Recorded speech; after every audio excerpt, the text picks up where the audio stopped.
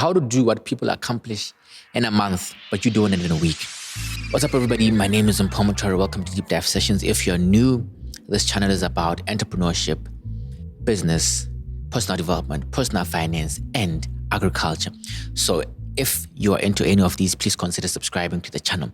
Getting right to it is actually understanding the reason behind why we should shrink time. Time is something that we never really get enough of. Everybody's always complaining of not having enough time. The beggar and the billionaire have the same 24 hours in the day. We have the same amount of time, but our results are vastly different. And so it all comes down to how well we can use our time. And so I'm going to be sharing with you guys just a few tips that I've learned from me, that I've also implemented in my own life, and that I've learned from mentors, and I hope you guys will find some value in it. And if you actually do find value in it at the end, please subscribe to the channel.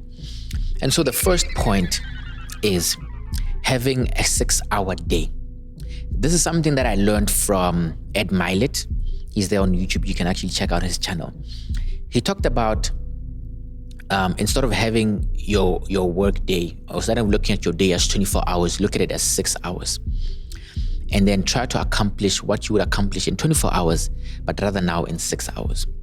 Because you realize that if you give yourself a task and say, I'm going to complete this task in an hour, you will do it in an hour. If you go, I'm going to clean my room in an hour, you're going to clean your room in an hour. If you say, I'm going to clean my room in 30 minutes, chances are you clean your room in 30 minutes. And so that's where this concept comes from. And he starts his day around 6 a.m. in the video when I watched it. 6 a.m. to 12 a.m. He tries to get a day's work in these 6 hours. And by 12, you've done an entire day's work and you have all these other hours. You have 12 hours left actually in the day to accomplish more. And so from 12 to 6, he basically has another day. And then from 6 to midnight, he has another day. The way I took it for myself was from 4 to 10 a.m. and then from 10 a.m. to 4 p.m. and then from 4 p.m. to 10 p.m. That's how I looked. That's how I wanted to position it, because I didn't want to sleep as late as midnight. And it actually 5x'd my productivity. The ability or the being able to have 3 days in one day is crazy, because by the time the week ends, you didn't have 7 days, you had 21 days. And by the time the month ends, you didn't have 30 days, you had 90 days. So you've accomplished what people do in 3 months. A quarter, you managed to do it in 1 month. The results are astronomical, and then you take it to a year, it's crazy. And so that's something that I learned, and I started implementing into my schedule, and it transformed the way my time is set up. And then coming in number 2 is entering a season of no. What am I saying by entering a season of no? There comes a time where you have to prioritize your goals and where you're going.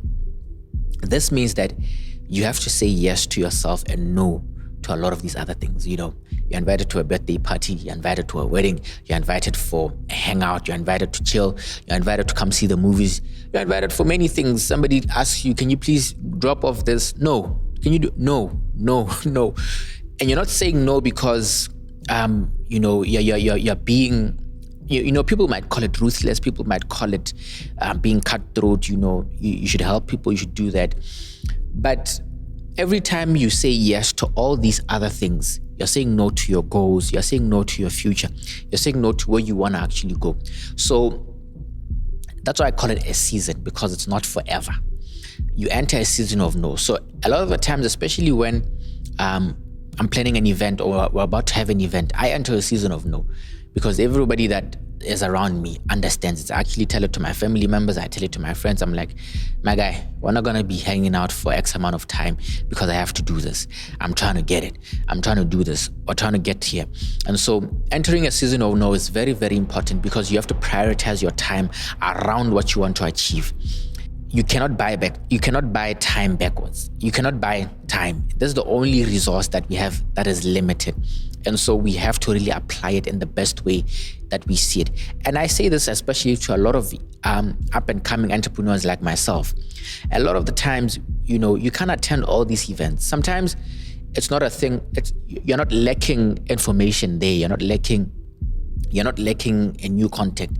You're just lacking work. You're just lacking putting your head in the ground and just working, because a lot of the times the difference between where you are and where you want to be is just work. And so I think decision or no is very, very important. It's a concept I learned from Alex Hormozi, if you guys know him. If you follow this channel, probably you know Alex Hormozi.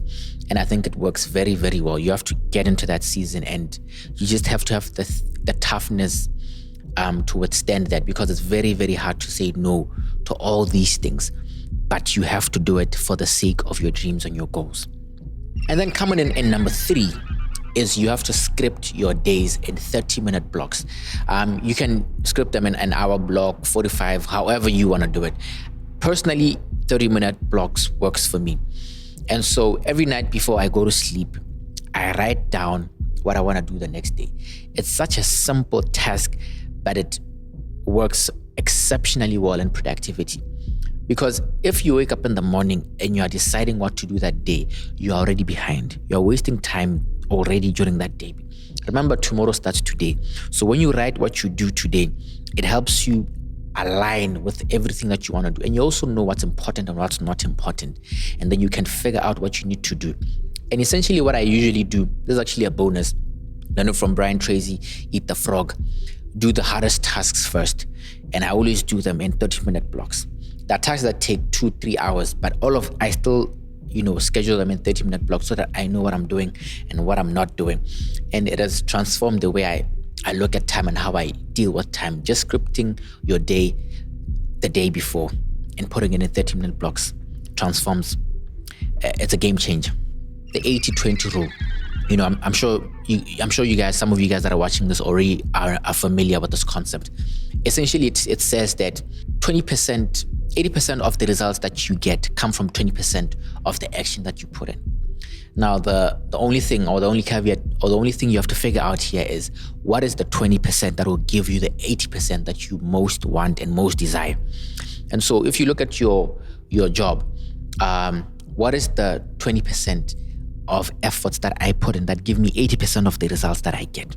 In fitness, we're told that diet, what you put in your body, constitutes the best physique, constitutes what the physique looks like. And so you can go to the gym as much as you want.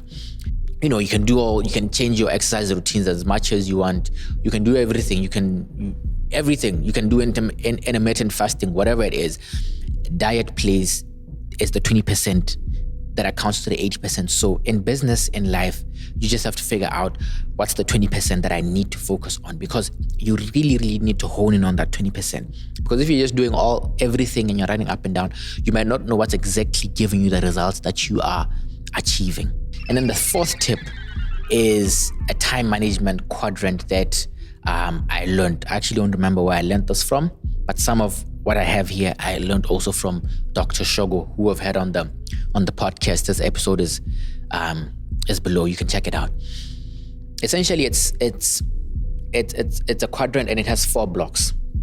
And on the top left corner, we have important and urgent. So anything important and urgent, do it now. Anything important and urgent, do it now, because why not do it now? It's important and it's urgent. You have to get it done immediately. And then anything that is important but it is not urgent, it can be a goal that you have in the future. It can be anything.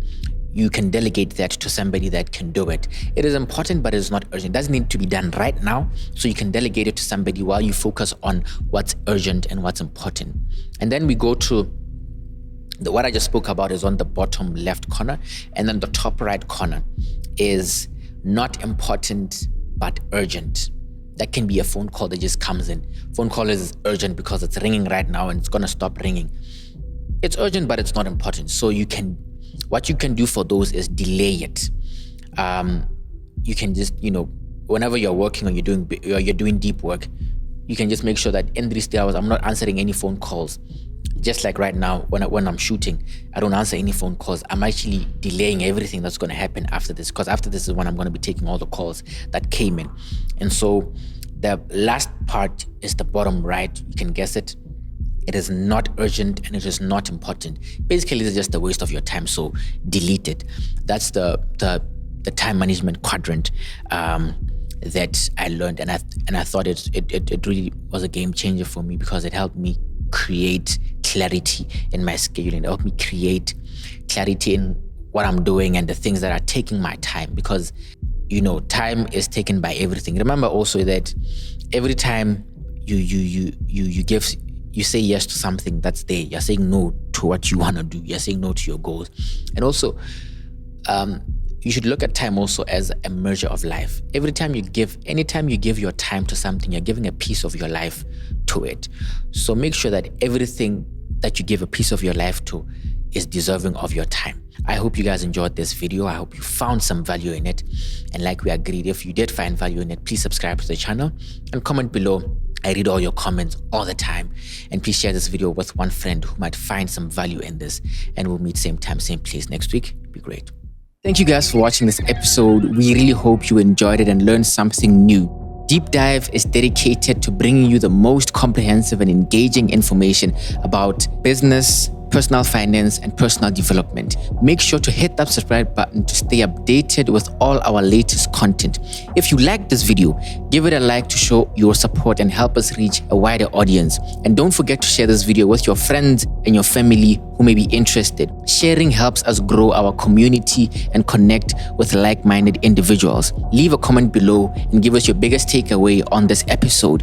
If you're interested in being a part of our live studio audiences, make sure to register for the next show.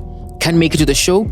No problem. Check out our Patreon page to watch the full episode and get exclusive access to more great content. Thank you for watching, and I'll see you in the next episode of The Deep Dive.